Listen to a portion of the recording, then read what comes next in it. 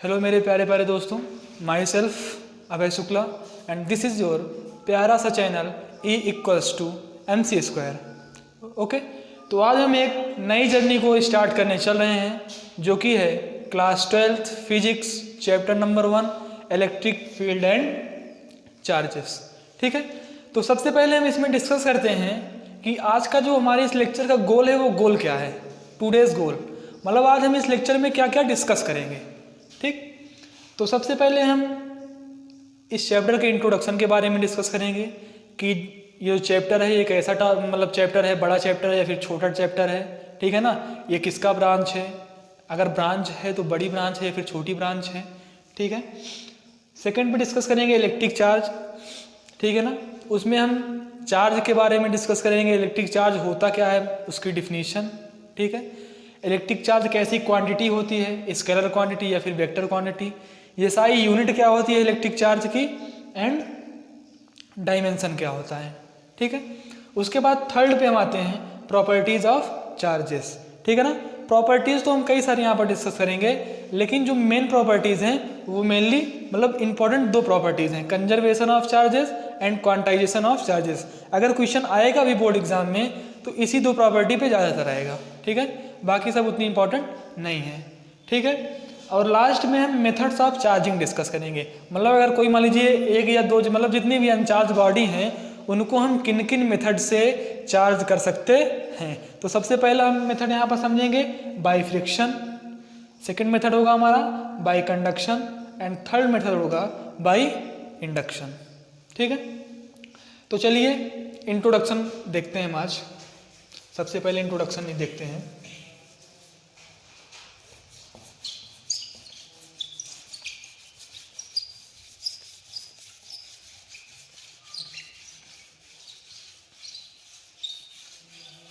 ठीक है, ये जो इलेक्ट्रिक चार्जेस एंड फील्ड है ये एक छोटा सा टॉपिक है इलेक्ट्रोमैग्नेटिज्म का।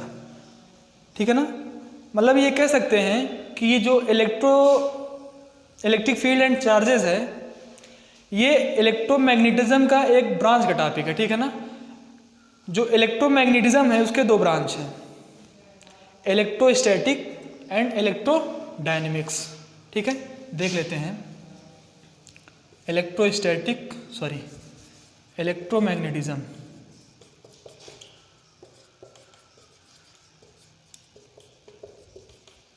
ये दो ब्रांच में डिवाइड्स है।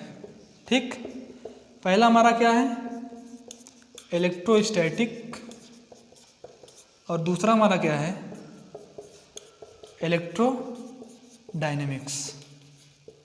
सबसे पहले जान लेते हैं इलेक्ट्रोमैग्नेटिज्म होता क्या है। It is the branch of physics which deals with study of charge and magnetism. Electro मतलब चार्ज होता है एंड मैग्नेटिज्म मतलब मैग्नेटिक इफेक्ट। ठीक है ना, तो एक ऐसी ब्रांच जो डील करे किससे, चार्ज और मैग्नेटिज्म से, उसी को हम बोलते हैं इलेक्ट्रोमैग्नेटिज्म। और यही इलेक्ट्रोमैग्नेटिज्म का जो हमारा ब्रांच है ये है क्या, इलेक्ट्रोस्टैटिक और इलेक्ट्रोडायनेमिक्स। इलेक्ट्रोस्टैटिक मतलब क्या है, इलेक्ट्रो मतलब होता है चार्ज, ठीक, स्टैटिक मतलब रेस्ट, जब चार्ज एट रेस्ट, जब चार्ज किस में हो, रेस्ट पोजीशन में हो। जब चार्ज रुका हुआ हो तो उसको हम कौन से ब्रांच बोलेंगे, इलेक्ट्रोस्टैटिक। और इलेक्ट्रोडायनेमिक्स मतलब इलेक्ट्रो मतलब तो चार्ज ही होता है। ठीक है, और डायनेमिक्स मतलब मोशन। तो जब चार्ज एट मोशन, जब चार्ज मोशन में हो तो उसको हम इलेक्ट्रोडायनेमिक्स में पढ़ते हैं, और जब चार्ज रुका हुआ होता है तो उसको हम इलेक्ट्रोस्टैटिक में पढ़ते हैं। अब देखिए इलेक्ट्रोस्टैटिक में ये जो इलेक्ट्रोमैग्नेटिज्म ब्रांच है इसमें हम क्लास 12th के काफ़ी चैप्टर्स को कवर करते हैं। ठीक है, जैसे कि इलेक्ट्रोस्टैटिक में हम दो चैप्टर पढ़ते हैं। ठीक है ना, कौन सा, electric field and charges, electric field and charges. ठीक है, सेकंड है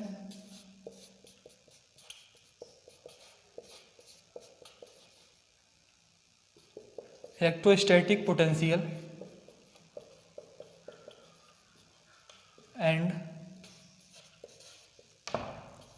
कैपेसिटेंस। ठीक, स्पेलिंग हो सकता है कहीं गलत हो गई हो, चेक कर लीजिएगा। ठीक है, देखिए इलेक्ट्रोस्टैटिक में हम 2 चैप्टर पढ़ेंगे, electric field and charges and electrostatic potential and capacitance. इन दोनों चैप्टर में हम जो चार्ज की स्टडी करेंगे वो चार्ज किस में होगा, कैसी पोजीशन में होगा, रेस्ट पोजीशन में होगा, मतलब चार्ज रुका हुआ होगा। ठीक है, और इलेक्ट्रोडायनेमिक्स में जो हम डिस्कस करेंगे जो चैप्टर्स वो होंगे, सबसे पहला होगा इलेक्ट्रिसिटी। ठीक, सेकंड होगा मूविंग चार्जेस एंड मैग्नेटिज्म,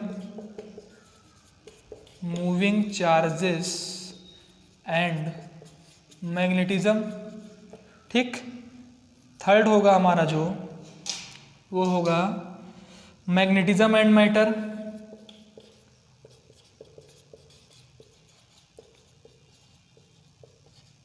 ठीक, फोर्थ जो होगा हमारा वो होगा EMI मतलब इलेक्ट्रोमैग्नेटिक इंडक्शन, और फिफ्थ होगा अल्टरनेटिंग करंट मतलब AC। ठीक है, ये जो इलेक्ट्रिसिटी नहीं, इलेक्ट्रिक करंट होगा, या फिर करंट इलेक्ट्रिसिटी ऐसा भी बोल सकते हैं। ठीक है ना, करंट इलेक्ट्रिसिटी। ठीक है, तो इसमें भी बोलो, आप पूछोगे कि साला इसमें भी इलेक्ट्रिसिटी पढ़ना है हमें, इसमें भी इलेक्ट्रिसिटी पढ़ना है। ठीक है, तो इसमें जो हम इलेक्ट्रिसिटी के बारे में पढ़ेंगे, इसमें जो करंट के बारे में पढ़ेंगे, AC में वो AC करंट होगी, लेकिन जो इसमें करंट इलेक्ट्रिसिटी में पढ़ेंगे वो हम सारी कहानी किसकी पढ़ेंगे, DC की पढ़ेंगे, मतलब डायरेक्ट करंट की। लेकिन जो हम अल्टरनेटिंग करंट पढ़ेंगे इसमें हम अल्टरनेटिंग करंट की बात करेंगे। ठीक है ना, तो चलिए फिर हम अब स्टार्ट करते हैं इलेक्ट्रिक चार्ज के बारे में। ठीक है,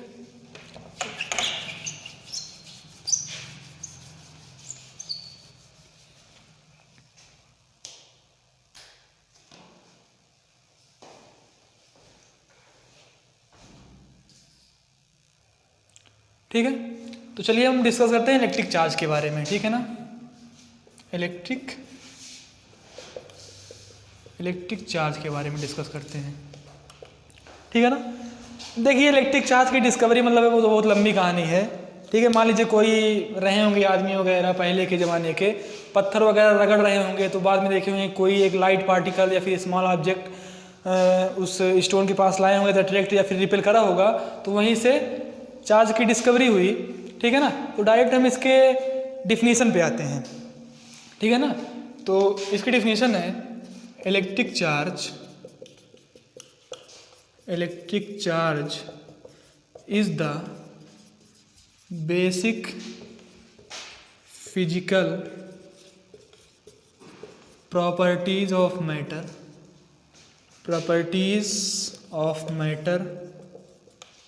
that causes it to experience a force when kept in an electric field or in magnetic field। ठीक, इसकी डिफिनीशन क्या है, electric charge the basic physical properties of matter. जो इलेक्ट्रिक चार्ज है वो basic physical properties of matter की, sorry, electric charge the basic physical properties of matter. जो electric charge है वो मैटर की बेसिक फिजिकल प्रॉपर्टीज है, जो कि किसके कारण होती है,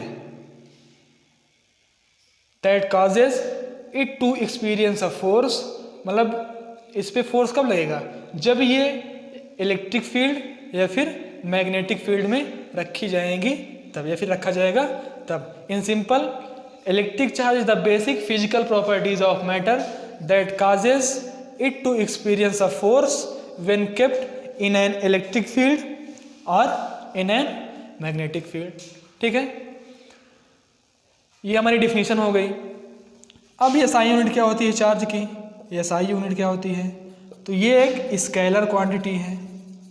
ठीक है ना, कैसी क्वांटिटी है, स्केलर क्वांटिटी, जिसका केवल मैग्नीट्यूड है बट डायरेक्शन नहीं है। ऐसी the quantities which have only and only magnitude not direction is called scalar quantity, जानते ही होंगे, ठीक है ना।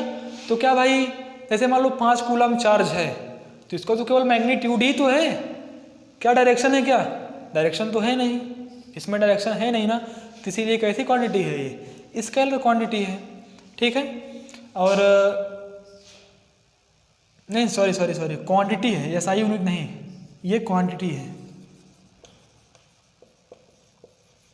ठीक। SI यूनिट क्या है, SI यूनिट है कूलाम्ब, ठीक, कूलाम्ब है। और डायमेंशन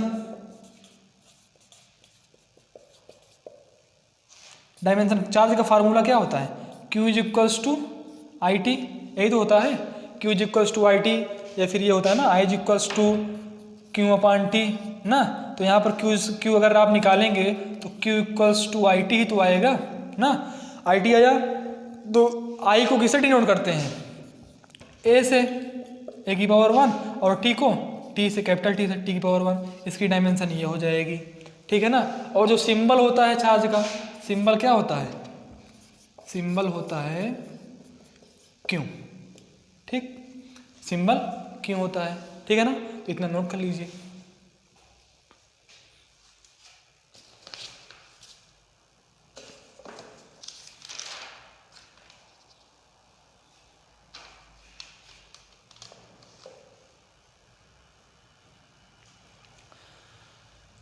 चलिए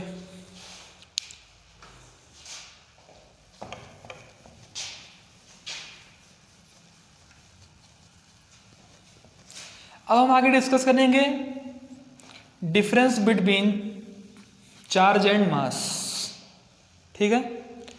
सिमिलरिटीज भी बोल सकते हैं, क्योंकि बहुत सारे पॉइंट्स ऐसे हम डिस्कस करेंगे जो कि सिमिलरिटीज में आएंगे। तो सिमिलरिटीज बोलिए या डिफरेंस बोलिए, कुछ भी बोल सकते हैं ना। डालिए, हेडिंग लगाइए, डिफरेंस या फिर similarities between charge and mass, ठीक। एक तरफ चार्ज लिखते हैं, एक तरफ चार्ज क्या है, चार्ज एक इंट्रिंसिक प्रॉपर्टी है,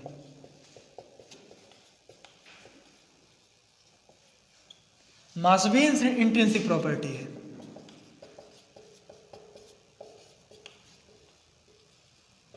आप बोलोगे इंट्रिंसिक प्रॉपर्टी मतलब कुछ फील नहीं आया, ठीक है ना। इंट्रिंसिक प्रॉपर्टी एक ऐसी प्रॉपर्टी है मतलब जिसके अंदर और हम कुछ डिस्कवरी ना कर सकें, मतलब रिसर्च ना कर सकें उस पर, ठीक है ना। या इन सिंपल हम कह सकते हैं कि इंट्रिंसिक प्रॉपर्टी को हम कह सकते हैं कि जिसके हम और अंदर ना जा सकें, ठीक है ना, जिसके बारे में हम और कुछ ज़्यादा अंदर तक ना बता सकें, ठीक है ना, वही इंट्रिंसिक प्रॉपर्टी, मतलब उस पर हम रिसर्च अब नहीं कर सकते, तो हम क्या कहते हैं इसको, इंट्रिंसिक प्रॉपर्टी। अब जैसे मास है तो भाई मास है, मास में क्या हो सकता है, मास ही तो है ना, इसके अंदर हम नहीं सकते। वैसे इंट्रिंसिक ज़्यादा कौन होगा, मास या चार्ज, तो ज़्यादा इंट्रिंसिक मास होगा, ठीक है ना। सेकेंड जो डिफरेंस है वो है जो चार्ज होता है वो पॉजिटिव भी होता है और निगेटिव चार्ज भी होता है, बट जो मास होता है वो पॉजिटिव ही होता है। आपने 40 किलो सुना होगा, ना कि -40 kg सुना होगा, ऐसा तो सुना नहीं होगा -40 kg, सुना तो होगा 40 kg ही ना। तो जो मास होता है वो निगेटिव नहीं होता है, ठीक। थर्ड है charge do not very with speed. जो चार्ज है वो स्पीड के साथ बदलता नहीं है। मान लीजिए कोई चार्ज है जिसका मैग्नीट्यूड कितना है, 5 यूनिट है। अब मान लो कोई आया तो मतलब कोई भी आया, समझ सकते हैं ना, कोई आया, दोस्त आया, ठीक है, और बोला वाह चले यार घूम के आते हैं, कार लेके आया और चार्ज को बैठा लिया गाड़ी पे। अब भाई कार जो है मोशन में आई, दौड़ने लगी, लेकिन जो चार्ज है क्या जब वो कार में बैठेगा तो उसका मैग्नीट्यूड 6 हो जाएगा? रहेगा तो 5 ही ना, रहेगा तो 5 ही। वो घूमने निकला है तो उसका मैग्नीट्यूड 6 हो जाएगा 5 से? ऐसा तो होगा नहीं, मैग्नीट्यूड तो 5 ही रहेगा। जो चार्ज स्पीड के साथ वेरी नहीं कर सकता, चाहे जितने दोस्त आए चार्ज के और चाहे जितनी जगह घुमा दें, जम्मू घुमा दें, कश्मीर घुमा दें, बेंगलोर घुमा दें, चाहे जहाँ घुमा दें, अगर चार्ज का मैग्नीट्यूड 5 यूनिट है तो 5 यूनिट ही रहेगा, 6 यूनिट नहीं होगा, ठीक है। लेकिन अगर हम मास की बात करें तो मास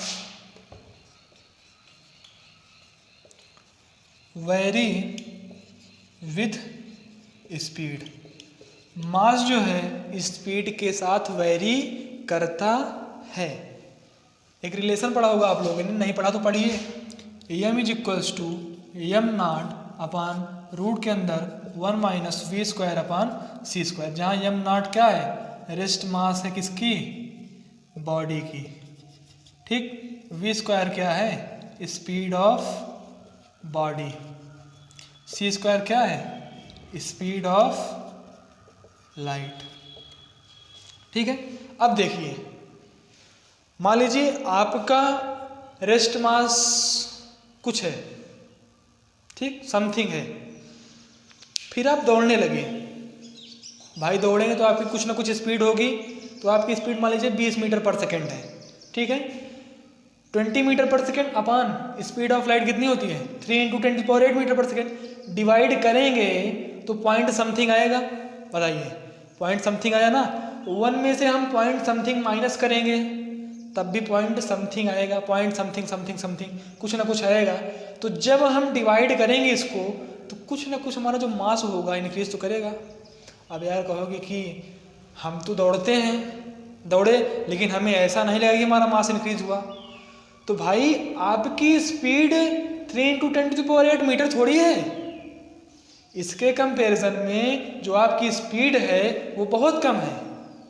तो जो आपका मास होगा, जो आपका मास इंक्रीज होगा वो बहुत स्मॉल अमाउंट में मास इंक्रीज होगा, बट मास इंक्रीज होगा। मास चेंज होगा ऐसा नहीं कह सकते। मास चेंज होने का मतलब ये होता है, ये तो मास इंक्रीज कर रहा है तो मास डिक्रीज कर सकता है, दोनों कर सकता है मास चेंज होने का मतलब। लेकिन जब आपकी बॉडी मोशन में होगी तब आपका मास क्या होगा? इंक्रीज करेगा, डिक्रीज नहीं करेगा, ठीक है ना। तो मान लीजिए, या फिर यहाँ से ये देख लीजिए, आइंस्टीन मास रिलेशन आपने देखा होगा, जो कि चैनल का नाम ही है, equals to mc square, equals to mc square. यहाँ से m इज इक्वल्स निकालो तो e अपान सी स्क्वायर, ठीक है। देखो, जब आप दौड़ते हैं तो कौन सी एनर्जी होती है? Kinetic energy.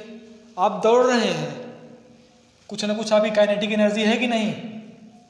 बताइए, कुछ ना कुछ आपकी काइनेटिक एनर्जी है। और स्पीड ऑफ लाइट, जब इसको डिवाइड करेंगे भाई कुछ ना कुछ आपकी काइनेटिक एनर्जी होगी और स्पीड ऑफ लाइट भी है। जब आप इसको डिवाइड करेंगे तो मास की कुछ ना कुछ वैल्यू आएगी कि नहीं? और वही वैल्यू, वही उतनी वैल्यू जब आप दौड़ेंगे, जब आप मोशन में होंगे तो इंक्रीज होगी, ठीक है। क्लियर है इतना? अगर क्लियर है तो नोट मत कीजिए, भी एक पॉइंट और डिस्कस कर लेते हैं। जो 4th पॉइंट है, charge do not exist without mass. Charge do not exist without mass, ठीक है। और mass can exist without charge. Mass can exist without charge. देखिए, बिना मास के चार्ज नहीं हो सकता। अगर कोई चार्ज है तो उसका कुछ ना कुछ मास होगा, ठीक है ना। Charge can not exist without mass, लेकिन mass can exist without charge. अगर कोई बॉडी का कुछ मास है तो जरूरी नहीं कि वहाँ चार्ज भी हो। मास एग्जिस्ट कर सकता है बिना चार्ज के। ठीक, इतना नोट कर लीजिए, फिर आगे डिस्कस करते हैं।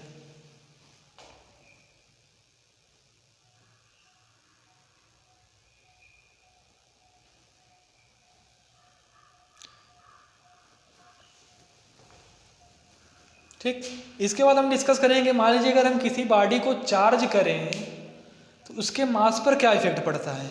ठीक है ना, अगर हम किसी बॉडी को चार्ज करें तो उसका जो मास होता है उस पर कुछ ना कुछ इफेक्ट पड़ेगा। मतलब जो मास होगा वो या तो इंक्रीज करेगा या फिर डिक्रीज करेगा। तो किस केस में मास इंक्रीज करता है, जब हम बॉडी को चार्ज करते हैं, और किस केस में मास डिक्रीज करता है। तो नोट पॉइंट लिख सकते हैं इसको, on charging body its mass changes, its mass changes. जब हम किसी बॉडी को चार्ज करेंगे तो उसका मास हमारा क्या होगा, चेंज होगा। मान लीजिए कि ये बॉडी है, इसमें से एक इलेक्ट्रॉन क्या हो गया, लॉस हो गया।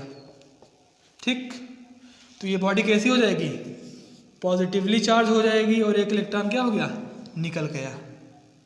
देखिए इलेक्ट्रॉन में क्या है, एज अ चार्ज है।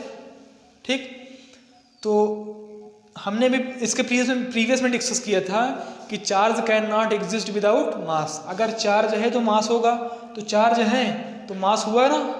अब भाई यहाँ से एक इलेक्ट्रॉन इसमें बाहर आ गया, आया तो कुछ ना कुछ मास कम हुआ ना।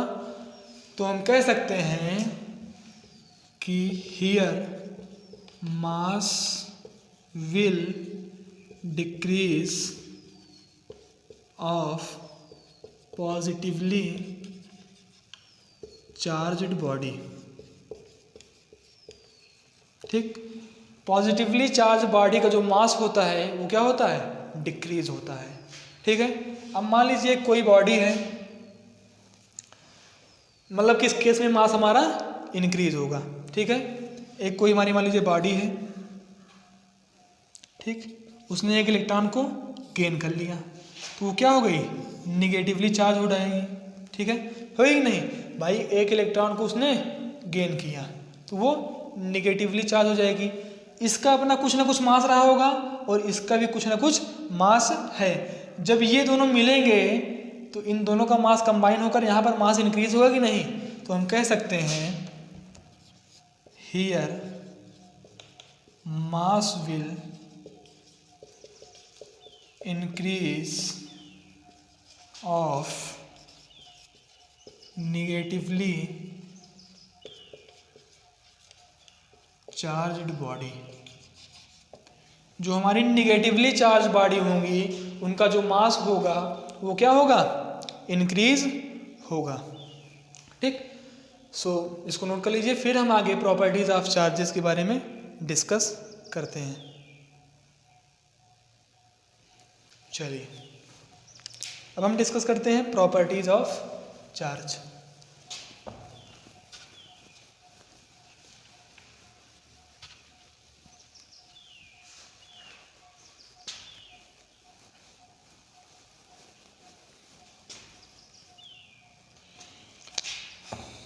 हेडिंग लगाइए, प्रॉपर्टीज ऑफ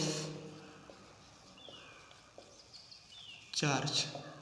पहली प्रॉपर्टी सिंपल है, like charges repel each other while unlike charges attract each other।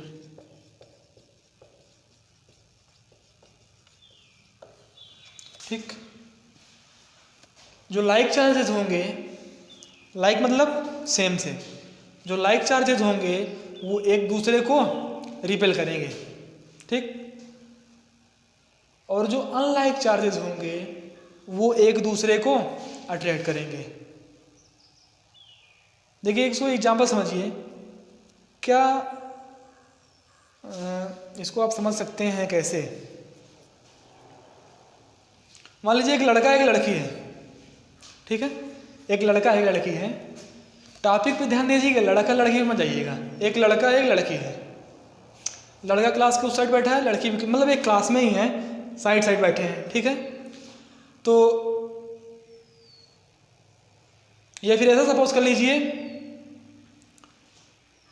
हाँ यही सपोज कर लीजिए, एक लड़का उधर है एक लड़की इधर है, ठीक है, और एक लड़का उस साइड है। तीनों कोने पर लड़के बैठे हैं, एक लड़की दो लड़के, ठीक है ना। तो अट्रैक्शन किस में होगा? लड़का और लड़की में ही तो होगा, लड़के लड़की में तो हो नहीं सकता, ठीक है ना। अट्रैक्शन किस में हो सकता है? लड़का और लड़की में। तो देखो वो फीमेल है ये मेल है, तो अनलाइक है कि नहीं? अनलाइक है कि नहीं? तो अनलाइक जब भी होंगी उनके बीच में अट्रैक्शन होगा, और लाइक जब भी होंगी उनके बीच में रिपल्सन होगा। लाइक में दूरियां होंगी और अनलाइक में नज़दीकियां होगी। लड़की का देख के हंस दी तो लड़की के और लड़की के बीच में नज़दीकियां बन जाएंगी, ठीक है ना। Don't take it wrong way, ठीक है ना। टॉपिक पे आइए, ठीक है। सेकेंड प्रॉपर्टी है charges are additive in nature, ठीक। जो चार्ज हैं उनको हम सिंपली ऐड कर सकते हैं और सब्सट्रैक्ट कर सकते हैं, ठीक है ना। इसका मतलब यही है charges are additive in nature. इसका मतलब जो चार्ज हैं उनको हम इजीली या फिर मतलब जनरल मैथमेटिकल जो रूल्स हैं उनके हिसाब से ऐड कर सकते हैं और सब्सट्रैक्ट कर सकते हैं, ठीक है। थर्ड प्रॉपर्टी है चार्ज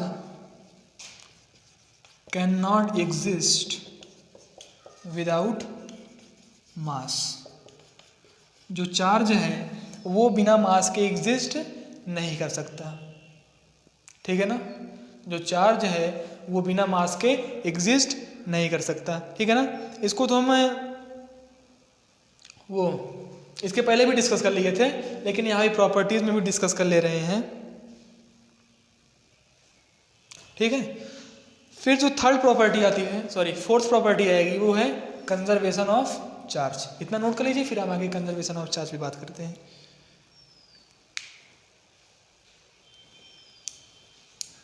ठीक।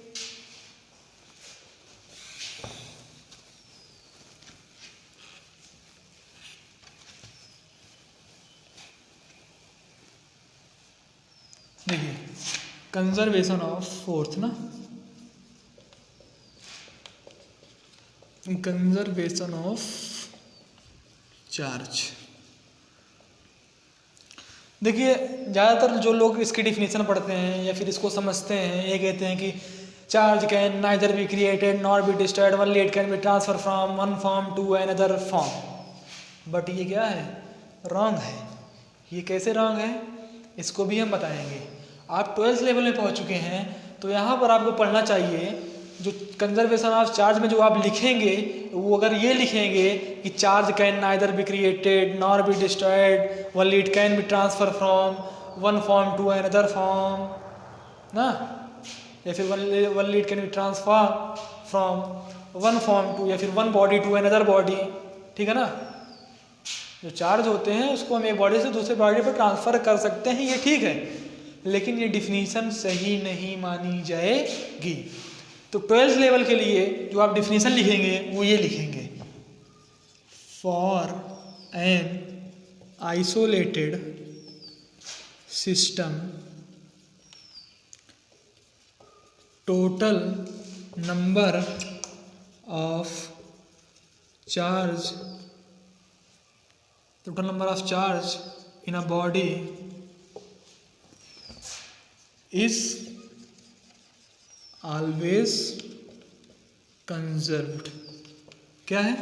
For an isolated system total number of charged in a body is always conserved, या फिर remains constant ये भी कह सकते हैं, या फिर remains constant। मतलब कि जो एक मतलब किसी आइसोलेटेड सिस्टम के लिए जो टोटल नंबर ऑफ चार्ज होंगे किसी बॉडी में वो हमेशा क्या रहेंगे? कंजर्व रहेंगे, कांस्टेंट रहेंगे, ठीक है ना। अब देखिए अब सवाल ये उठता है कि भाई वो जो डिफिनीशन है charge can neither be created nor be destroyed, ये गलत कैसे है, इसको हम गलत प्रूफ कैसे करें, ठीक है ना। तो देखिए इसको हम गलत देखिए बता रहे हैं, पढ़ते आप क्या है, charge can neither be created nor be destroyed. देखिए यहाँ पर हम चार्ज को क्रिएट भी करेंगे और डिस्ट्रॉय भी करेंगे। देखिए मान लीजिए कि आपका न्यूक्लियस है, क्या है, एक न्यूक्लियस है, ठीक। अब मान लीजिए यहाँ पर एनर्जी आई, मान लो फोटॉन के फॉर्म में एनर्जी आई, ठीक ना, ऐसे ऐसे, ठीक, स्ट्राइक हुई इस पे, ठीक। तो जो न्यूक्लियस है वो टू पार्ट में ब्रेक होगा, एक इलेक्ट्रॉन और एक पॉजिट्रॉन। ये पॉजिट्रॉन क्या है, ये इलेक्ट्रॉन का एंटी पार्टिकल्स है, ठीक है ना, इलेक्ट्रॉन का क्या है, एंटी पार्टिकल है। जो इलेक्ट्रॉन पर चार्ज की वैल्यू होती है वो -1.6 इंटू 10⁻19 कूलाम होती है, और जो पॉजिट्रॉन पर होती है वो +1.6 इंटू 10⁻19 कूलाम होती है। बट मास दोनों का क्या होता है, मास दोनों का सेम होता है, ठीक है। देखिए यहाँ पर भाई एक न्यूक्लियस है, यहाँ पर तो इसका मास 0 है, सॉरी फोटॉन जा रहा है, ठीक है ना, फोटॉन जा रहा है। फोटॉन का मास आप लोग जानते ही होंगे, फोटॉन का मास कितना होता है, 0 होता है, ठीक। मास को भी हम क्रिएट कर सकते हैं, मास को भी हम डिस्ट्रॉय कर सकते हैं, हम ये भी इसी में देख लेंगे, ठीक है ना। और चार्ज को भी हम क्रिएट कर सकते हैं और चार्ज को भी हम डिस्ट्रॉय कर सकते हैं, ये भी यहाँ देख रहे हैं, ठीक है। तो ये एक हमारा न्यूक्लियस है। मान लीजिए कुछ ना कुछ कोई एनर्जी आई, फोटॉन की फॉर्म में एनर्जी आई और एक न्यूक्लियस पे स्ट्राइक हुई, तो ये दो पार्ट्स में ब्रेक हुई है। कितने पार्ट्स में, दो पार्ट्स में, एक पॉजिट्रॉन में और एक इलेक्ट्रॉन में। और हमेशा जो ब्रेक होंगे वो मतलब कि ऐसे ब्रेक होंगे कि जो एक होगा दूसरा उसका क्या होगा, एंटी पार्टिकल होगा, हमेशा ऐसे ही ब्रेक होंगे, ठीक है ना। कभी ऐसा नहीं ब्रेक होगा कि ये इलेक्ट्रॉन है और ये पॉजिट्रॉन यहाँ ना हो, हमेशा यहाँ पर पॉजिट्रॉन ही होगा, क्योंकि जब भी ब्रेक होगा उसका एंटी पार्टिकल साथ में होगा तभी ब्रेक होगा, ठीक। अब देखिए भाई इलेक्ट्रॉन पर कैसा चार्ज होता है, निगेटिव चार्ज होता है कि नहीं, और पॉजिट्रॉन पर पॉजिटिव चार्ज क्रिएट हो गया कि नहीं। यहाँ पर चार्ज कितना था, 0 था चार्ज, लेकिन हमने यहाँ चार्ज क्रिएट कर दिया कि नहीं, बताइए, ठीक है, चार्ज क्रिएट हो गया, क्लियर। मास यहाँ पर 0 था, जो फोटॉन का मास होता है वो 0 होता है, लेकिन ये एनर्जी आई, एनर्जी फोटॉन के फॉर्म में आई और ये एनर्जी इसमें लगी और यही एनर्जी इसमें लगी, तो ये यहाँ पर निकला, इसका भी कुछ ना कुछ मास है, इसका भी कुछ ना कुछ मास है, तो यहाँ मास भी क्रिएट हुआ कि नहीं, बताइए, यहाँ मास भी क्या हुआ, क्रिएट हो गया। अब मास को हम डिस्ट्रॉय भी कर सकते हैं, जब ये इलेक्ट्रॉन और इसका एंटी पार्टिकल पॉजिट्रॉन एक दूसरे में कंबाइन होंगे, जब ये इलेक्ट्रॉन और इसका एंटी पार्टिकल पॉजिट्रॉन एक दूसरे में कंबाइन होंगे तो जो मास होगा वो 0 हो जाएगा, मास क्रिएट भी हो गया, मास डिस्ट्रॉय भी हो गया। बताइए, कोई डाउट नहीं, ठीक है, इसमें कोई दिक्कत, नोट कर लीजिए इतना।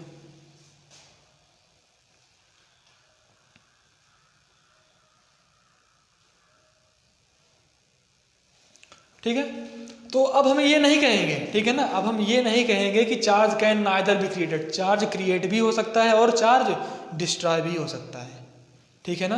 लेकिन हाँ कुछ स्पेसिफिक कंडीशंस हैं कि केवल और केवल उसके जब कोई पार्टिकल होगा, क्रिएट होगा, तो हमेशा उसके एंटी पार्टिकल उसके साथ में रहेंगे, यही कंडीशंस हैं बस, ठीक है ना।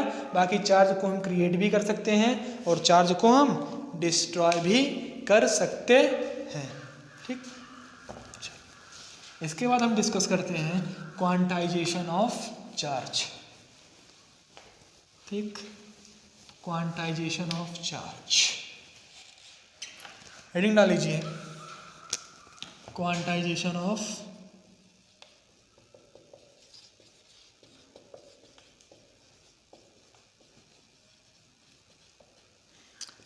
Q equal to NE। यहाँ पर Q क्या है? टोटल चार्ज है या फिर चार्ज है, ठीक है। N क्या है? नंबर ऑफ इलेक्ट्रॉन है, चार्ज ऑन एन इलेक्ट्रॉन है, ठीक है। क्वांटाइजेशन ऑफ चार्ज क्या कहता है?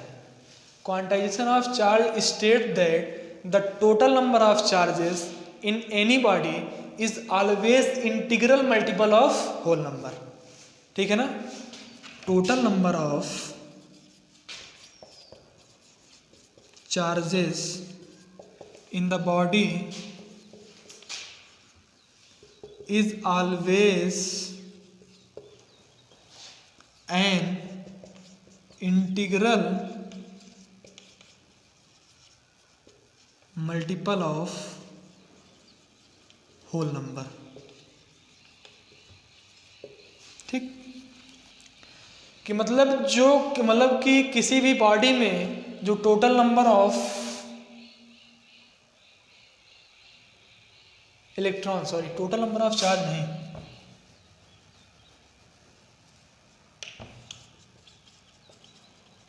ठीक, total number of electron in the body is always an integral multiple of, sorry charge ही है, इलेक्ट्रॉन नहीं है,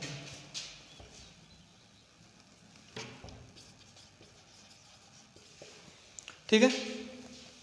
जो टोटल चार्ज होंगे किसी भी बॉडी में वो हमेशा इंटीग्रल मल्टीपल होंगे किसके? होल नंबर के, ठीक है। जैसे मान लीजिए कि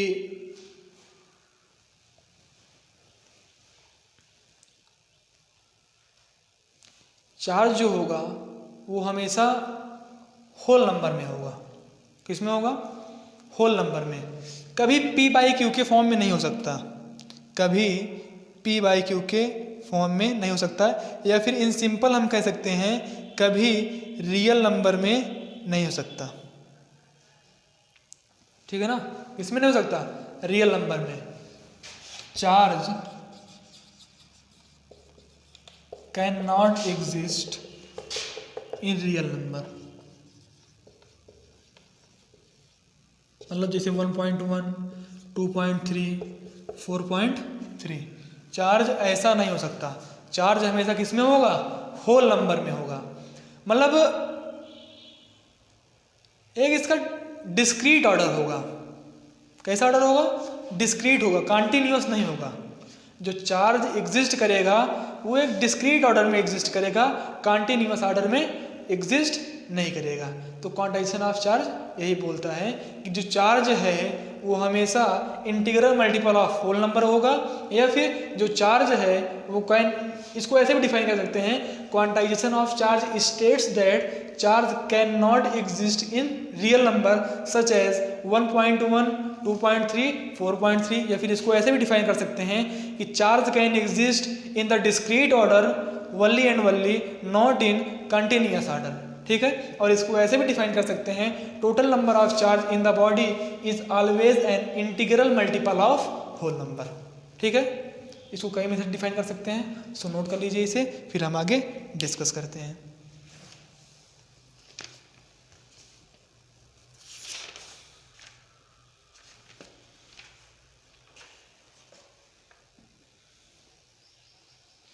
लेकिन देखिए, हाँ हो गया, बट कुछ ऐसे भी केसेस हैं जो क्वांटाइजेशन ऑफ चार्ज को फॉलो नहीं करते, जैसे कि क्वार्क, ठीक है ना। तो क्वार्क के बारे में थोड़ा हम जान लेते हैं, ठीक है ना, थोड़ा सा।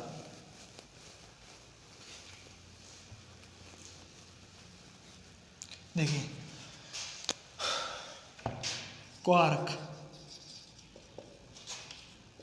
Quark does not follow quantization of charge.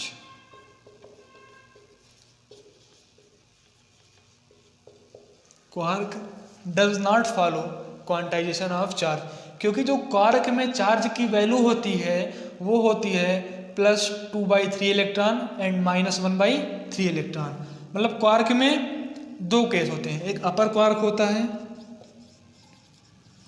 Upper quark होता है और एक डाउन क्वार्क होता है।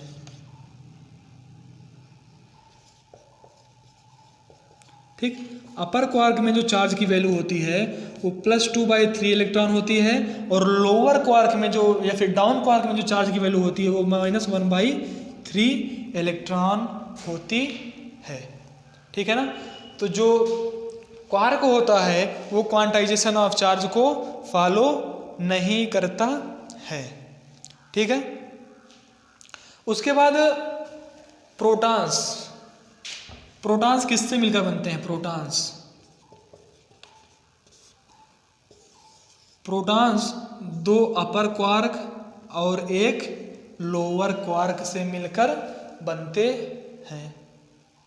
ठीक, प्रोटॉन किससे मिलकर बनते हैं? दो अपर क्वार्क और एक डाउन क्वार्क से। देख लीजिए अपर क्वार्क की वैल्यू कितनी है? 2/3, तो 2/3 + 2/3 और -1/3, तो 4/3 -1/3 कितना आया? 3/3, तो 1। जो प्रोटॉन पर चार्ज होता है कितना होता है? +1 होता है। ठीक ना, तो 1 आया कि नहीं? जो प्रोटॉन होते हैं वो क्या होते हैं? वो दो अपर क्वार्क और एक डाउन क्वार्क से मिलकर बने होते हैं। लेकिन जो न्यूट्रॉन होते हैं, न्यूट्रॉन क्या होते हैं? न्यूट्रॉन दो डाउन क्वार्क और एक अपर क्वार्क से मिलकर बने होते हैं। जैसे देख लीजिए -1/3 -1/3 + 2/3 कितना आया? -2/3 + 2/3। जो न्यूट्रॉन पर चार्ज की वैल्यू होती है वो कितना होता है? 0। ठीक है ना। तो न्यूट्रॉन किससे मिलकर होता है? दो डाउन क्वार्क से मिलकर बना होता है और एक अपर क्वार्क से मिलकर बना होता है। और प्रोटॉन दो अपर क्वार्क से और एक डाउन क्वार्क से। इसमें हम देख भी सकते हैं भाई, दो अपर क्वार्क, एक अपर क्वार्क की वैल्यू +2/3 इलेक्ट्रॉन, इलेक्ट्रॉन हमने यहाँ नहीं लिखा है। ठीक है, तो दो अपर क्वार्क की वैल्यू 4/3, एक डाउन क्वार्क की वैल्यू -1/3, तो 4 - 1 3/3। तो जो प्रोटॉन पर चार्ज होता है वो +1 होता है। ठीक है ना, तो इसीलिए +1 आ रहा है। प्रोटॉन दो अपर क्वार्क एक डाउन क्वार्क से मिलकर बना होता है, और न्यूट्रॉन जो हमारा बना होता है ये क्या है? न्यूट्रॉन। ठीक, न्यूट्रॉन जो हमारा मिलकर बना होता है दो डाउन क्वार्क और एक अपर क्वार्क से मिलकर बना होता है। ठीक है, इसको नोट कर लीजिए।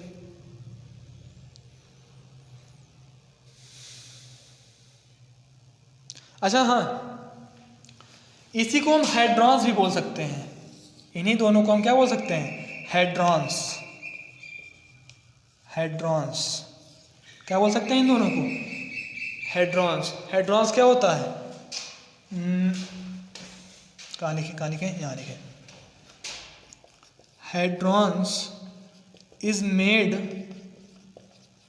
Up of, hadrons is made up of small charge particles of quark. जो हमारे हाइड्रॉन्स होते हैं वो किससे मिलकर बने होते हैं? क्वार्क के स्मॉल चार्ज पार्टिकल्स से। भाई ये स्मॉल चार्ज पार्टिकल्स ही तो हैं, अपर क्वार्क और डाउन क्वार्क। तो इन न्यूट्रॉन और प्रोटॉन्स को हम क्या बोल सकते हैं? हेड्रॉन्स भी बोल सकते हैं। और हेड्रॉन्स मिलकर किससे बने होते हैं? स्मॉल चार्ज पार्टिकल, मतलब क्वार्क के स्मॉल चार्ज पार्टिकल्स से। ठीक है, तो इतना नोट कर लीजिए। ओके,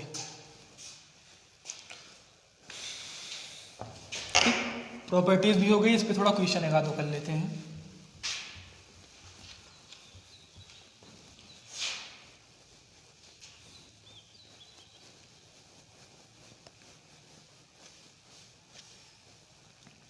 ठीक, क्वेश्चन कर लेते हैं एक आध दो।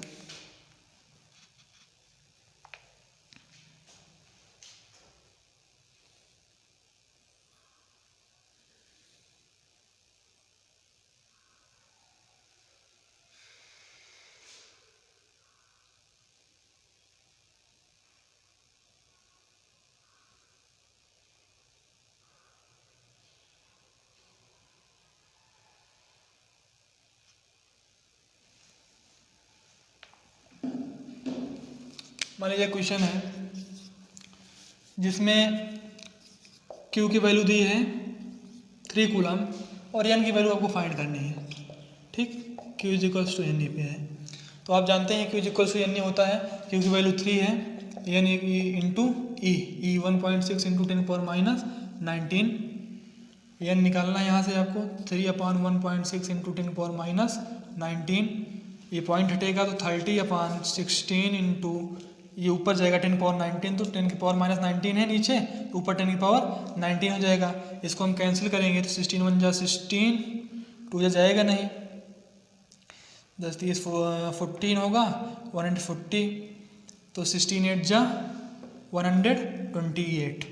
ठीक, 1.8 इंटू 10⁻19, जो n की वैल्यू होगी वो कितनी आएगी 1.8 इंटू 10⁻19। ठीक है ना, ये सिंपल सारे क्वेश्चन है, मतलब डीबीपी में क्वेश्चन जाएंगे, कोई खास क्वेश्चन है नहीं इस पे, तो बाद में करेंगे। ठीक है,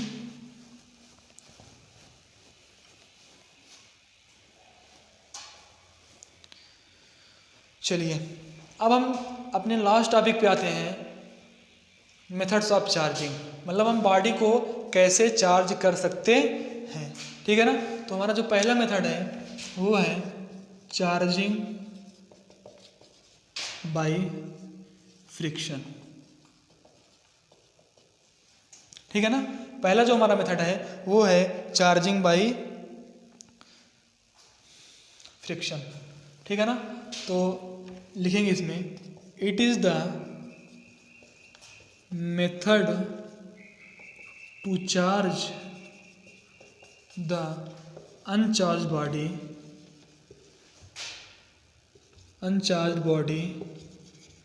बाय रबिंग ईच अदर, जो हमारा फ्रिक्शन है, फ्रिक्शन मतलब रगड़ना। ठीक है ना, तो हम इसमें 2 अनचार्ज बॉडी को रगड़ते हैं। ठीक है ना, तो रगड़ने से हमारी बॉडी क्या होती है, चार्ज हो जाती है। जैसे एग्जांपल ले लीजिए बैलून। ठीक है ना, तो बैलून को क्या करिए आप हेयर में रब कीजिए, तो जो इलेक्ट्रॉन्स हैं वो क्या हो जाएंगे, जो हमारे इलेक्ट्रॉन्स हैं वो बैलून में ट्रांसफर हो जाएंगे। इलेक्ट्रॉन देखिए, पॉजिटिव चार्ज कभी ट्रांसफर नहीं होता। ठीक है ना, इलेक्ट्रॉन जब भी कहीं से ट्रांसफर होगा तो वहाँ पॉजिटिव चार्ज क्रिएट होगा। ठीक है ना, आप ये नहीं कह सकते पॉजिटिव चार्ज ट्रांसफर हो रहा है, पॉजिटिव चार्ज कभी ट्रांसफर नहीं होता, हमेशा इलेक्ट्रॉन्स ट्रांसफर होते हैं, और जैसे जिस प्लेस से इलेक्ट्रॉन ट्रांसफर होंगे वहाँ पॉजिटिव चार्ज ऑटोमेटिक क्रिएट हो जाएगा। ठीक है ना, तो हेयर में हमने बैलून को रब किया, मान लिया बैलून है गुब्बारा। ठीक है ना, इसको हमने हेयर में रब किया, तो हेयर से इलेक्ट्रॉन्स बैलून में ट्रांसफर हो जाएंगे और हमारे जो हेयर है इसमें पॉजिटिव चार्ज आ जाएगा। ठीक है ना, तो फिर जैसे हम बैलून को दूर ले जाएंगे तो वैसे ही उसमें क्या होगा, हमारा जो हेयर होगा और हमारा जो बैलून होगा उन दोनों के बीच क्या होना चाहिए, अट्रैक्शन भाई होना ही चाहिए। उस पर निगेटिव, इस पर पॉजिटिव, बैलून पे निगेटिव और इस पर पॉजिटिव। देखो थे दोनों अनचार्ज, लेकिन रब किए उस पे निगेटिव इस पे पॉजिटिव, दोनों चार्ज हो गए कि नहीं ना, हुए ना, तो दोनों में क्या होगा, अट्रैक्शन होगा, इसीलिए बाल वगैरह क्या हो जाता है, खड़ा हो जाता है थोड़ा सा। ठीक है ना, रीज़न यही है। सिंपल ये एग्जांपल देने का मोटो ये था कि आप समझ सकें कि कैसे चार्ज ट्रांसफ़र होता है रब करने से। बैलून को आपने रब किया, इलेक्ट्रॉन ट्रांसफ़र हुए, ना कि पॉजिटिव चार्ज, इलेक्ट्रॉन ट्रांसफर हुए। जब इलेक्ट्रॉन ट्रांसफर हुए तो जहां से जिस प्लेस इलेक्ट्रॉन ट्रांसफर हुए वहां पर पॉजिटिव चार्ज क्रिएट हो गए। ठीक है ना, पॉजिटिव चार्ज क्रिएट हो गए तो ये हेयर भी चार्ज हो गया और बैलून भी चार्ज हो गया। ठीक है ना, फिर है चार्जिंग बाय कंडक्शन। ठीक है, चार्जिंग बाय कंडक्शन सेकंड है चार्जिंग बाय कंडक्शन, इसको हम बोल सकते हैं डायरेक्ट कांटेक्ट भी, डायरेक्ट कांटेक्ट। ठीक है, मान लीजिए एक हमारी बॉडी है, एक हमारी क्या है बॉडी है जो कि न्यूट्रल है। ठीक है, क्या है? न्यूट्रल है, मतलब अनचार्ज बॉडी है, ये हमारी अनचार्ज बॉडी है। ठीक है, हमने एक चार्ज बॉडी लाई, मान लीजिए पॉजिटिवली चार्ज हमारी ये बॉडी है। ठीक है, अब इसको दोनों को हम टच कराते हैं। ठीक है, टच कराए, ठीक, तो इसमें ही पॉजिटिव चार्ज आ गए और इसमें भी पॉजिटिव चार्ज आ गए। आएगी नहीं, दोनों में बाई टच कराएंगे तो सिंपल है, पॉजिटिव चार्ज आएगा। ठीक है, अब दोनों को हम क्या कर दिए? अलग कर दिए, तो इस पे भी पॉजिटिव रहेगा और इस पे भी क्या रहेगा? पॉजिटिव ही रहेगा, निगेटिव नहीं आएगा। ठीक है, ये तो डायरेक्ट कॉन्टैक्ट हो गया। तो इसको हम डिफाइन कर सकते हैं, the methods of charging to uncharge body by physical contact. The method of charging to an uncharge body by physical contact with the charge body is called conduction. ठीक, अब हम बात करेंगे इंडक्शन की। ठीक है ना, तो इंडक्शन ऊपर ही देख लेते हैं, बाय इंडक्शन। ठीक, इंडक्शन में देखिए, मान लीजिए एक अनचार्ज बॉडी है। ठीक, अब हमने यहाँ एक कोई पॉजिटिवली चार्ज बॉडी ले आई। ठीक, ये है पॉजिटिवली चार्ज बॉडी।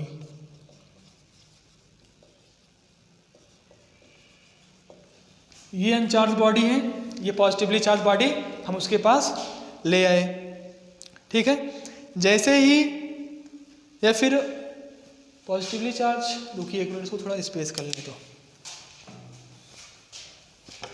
थोड़ा बड़े बताएं ना, तब ज़्यादा समझ में आएगा, छोटा है।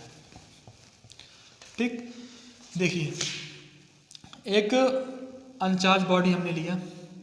ठीक है, और एक अनचार्ज बॉडी का मतलब जितने पॉजिटिव चार्ज उतने निगेटिव चार्ज। तो देख लो, मान लीजिए इसमें 4 पॉजिटिव हैं तो 4 निगेटिव चार्ज है।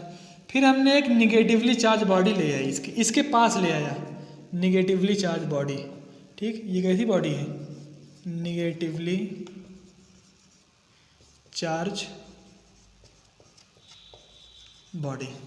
ठीक, ये कैसी है? Uncharged body.